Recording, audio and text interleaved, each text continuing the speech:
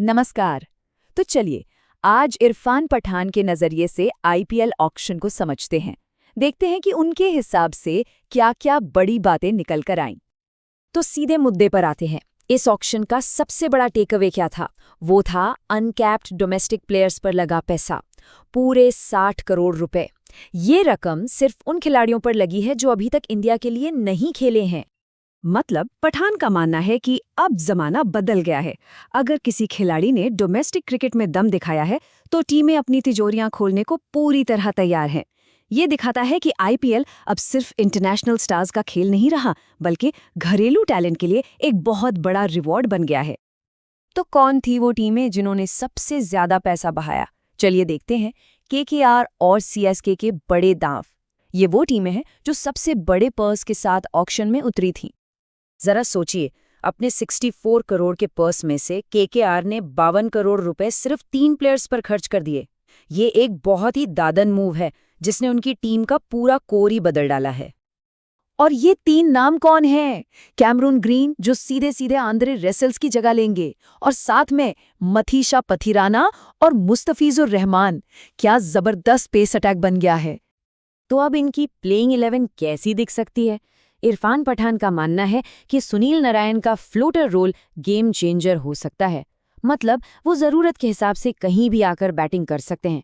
ये वो स्टेबिलिटी देगा जो टीम को पिछले साल बहुत खली थी, और मनीष पांडे और रिंकू सिंह के साथ मिडिल ऑर्डर भी काफी सॉलिड लग रहा है।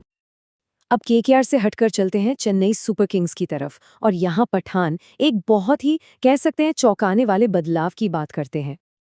देखिए कितना बड़ा फर्क है। जो टीम हमेशा से अपने पुराने अनुभवी खिलाड़ियों के लिए जानी जाती थी, वो अब एकदम युवा अनजाने चेहरों पर बड़ा दांव लगा रही है। ये एक पूरी तरह से नई सीएसके है, एक नया अवतार। और ये दांव कितना बड़ा है? सीएसके ने अपने इतिहास में पहली बार किसी एक खिलाड़ी पर 14 करोड़ से ज्यादा खर्च किए हैं। और ऐसा एक बार नहीं, 2 बार किया, वो भी 2 अनकैप्ड प्लेयर्स, प्रशांत वीर और कार्तिक शर्मा के लिए। इरफान का कहना है कि हाँ, पैसा बहुत लगा है, लेकिन इन लड़कों के लिए सीएसके से बेहतर घर हो ही नहीं सकता। वहां उन्हें वो स्थिरता मिलेगी, वो मौका मिलेगा जहां वो सही मायने में चमक सकते हैं। तो एक तरफ थी पैसा लुटाने वाली टीमें, और दूसरी तरफ थी वो जिन्होंने की स्मार्ट शॉपिंग, मतलब वैल्यू हंटर्स, जिन्होंने कम पैसों में बड़े खिलाड़ी उठाए। और क्या कमाल की डील्स किए। दिल्ली और लखनऊ ने तो जैसे बाजार ही लूट लिया। देखिए, David Miller, Wanindu Hasaranga, Anrich नोकिया, ये सब वर्ल्ड क्लास टैलेंट हैं, और इन्हें लगभग बेस प्राइस पर उठा लिया। इसे कहते हैं असली स्टील डील। और दिल्ली के लिए पथुम निशंका की खरीद कितनी जरूरी थी, ये पठान के इस मजेदार कमेंट से पता चलता है। वो कहते हैं, मैं जितनी बार अपने कपड़े नहीं बदल रहा था, उतनी बार तो वो अपने ओपनर बदल रहे थे। मतलब साफ है, दिल्ली को ओपनिंग में एक स्थिरता की सख्त जरूरत थी। अच्छा, अब सवाल ये है कि जो टीम पहले से ही चैंपियन है, वो ऑक्शन में क्या करती है। देखते हैं रॉयल चैलेंजर्स बेंगलुरु ने क्या किया। तो एक चैंपियन टीम को क्या चाहिए होता है?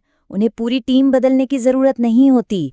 आरसीबी को चाहिए थे बैकअप्स। उनका प्लान एकदम क्रिस्टल क्लियर था। अपनी विनिंग टीम को और मजबूत बनाना, उसे इंजरी प्रूफ करना। उन्होंने हर बड़े प्लेयर के लिए एक वैसा ही बैकअप लिया, ताकि अगर कोई खिलाड़ी चोटिल हो या फॉर्म में ना हो तो टीम का बैलेंस बिल्कुल न बिगड़े। तो इन सब खरीदारी और अलग अलग रणनीतियों के बाद आखिर में कौन सी टीम कितनी मजबूत दिख रही है? चलिए एक फाइनल नजर डालते हैं। तो देखिए, केकेआर की गेंदबाजी तो जबरदस्त है, लेकिन क्या रोमन पावेल फिनिशर का रोल निभा पाएंगे? सीएसके ने एक बहुत बड़ा जुआ खेला है युवा टैलेंट पर, क्या ये सफल होगा? और दिल्ली ने कम पैसों में एक शानदार बैलेंस टीम बनाई है, बस ओपनिंग जोड़ी को क्लिक करना होगा। तो आखिर में इरफान पठान का ये पूरा विश्लेषण हमें दिखाता है कि जीतने का कोई एक रास्ता नहीं है। किसी ने पैसा बहाया, किसी ने दिमाग लगाया, पर असली सवाल तो ये है कि मैदान पर कौन सी रणनीति काम आएगी। इसका जवाब तो अब हमें सीजन में ही मिलेगा।